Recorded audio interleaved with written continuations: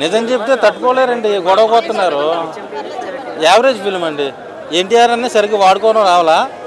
బాలీవుడ్ వాళ్ళు కావాలని ఎన్టీఆర్ అన్నని తక్కువ చేసి చూపించారు.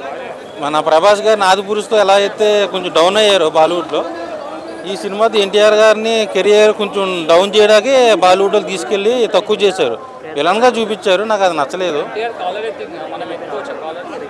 సార్. చూడండి, ఫ్యాన్స్కి నచ్చవచ్చు సార్, కామన్ ఆడినగా చెప్తున్నా. సో నన్ను డిసప్పాయింట్ చేసింది average film. Hrithik Roshan performance ఎక్కువ హైప్ ఇచ్చారు, రోషన్కి ఎక్కువ ఉంది, ఎన్టీఆర్ని తక్కువ చేశారు. సో ఒక ఎన్టీఆర్ అభిమానులు అయితే కొంచెం డిసప్పాయింట్ అవుతారు. ఓవరాల్గా చూసుకుంటే కియారా అద్వానీ గ్రామర్ పరంగా బాగా చూపించారు.